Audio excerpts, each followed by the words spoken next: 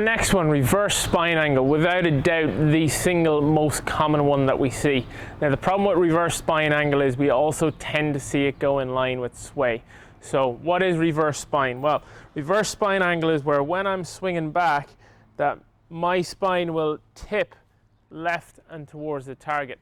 Now, like I said, this will go hand in hand with a sway movement. So what you see with a lot of people is as they shift or feel like they're shifting their weight backwards, what actually ends up happening is their hips move to the side and their upper body tilts to the left. So we see a sway movement, and then that ultimately creates reverse spine.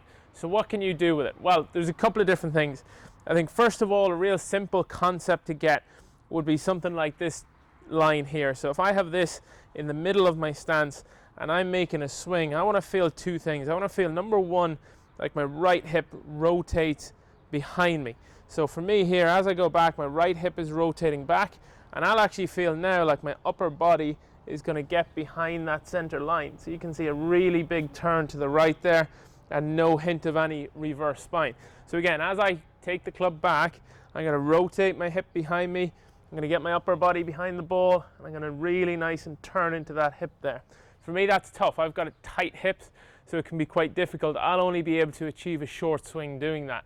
A lot of people go to reverse spine as they tend to try and get more and more and more length out of the backswing. But for me, it's okay to be short. I don't mind a short backswing because it's going to ensure a really, really good strike.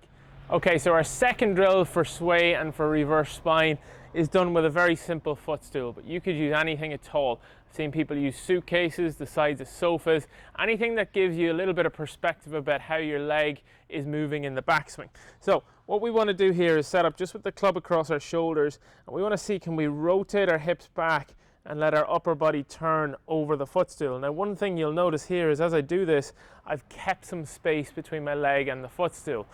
Then we can start to bring that into an actual swing. So again, from here, we're going to take a setup, we're going to swing back nicely, and again, keep the hips rotating, keep my upper body behind the ball. Now, as I do that, you'll see that I am completely out of reverse spine, and this is really the ultimate goal. So we want to feel like we're rotating into the backswing as much as possible and getting behind the ball with our upper body. Now, once you've done that, you can try a couple of shots. Very, very simple to do. So we'll just set the footstool up just beside our right foot.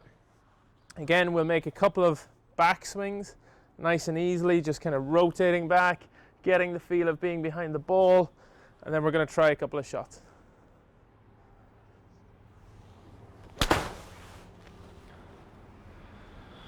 A very simple drill you can do at home, and even when you get back out on the golf course or on the driving range, you can do that with something as simple as an alignment stick.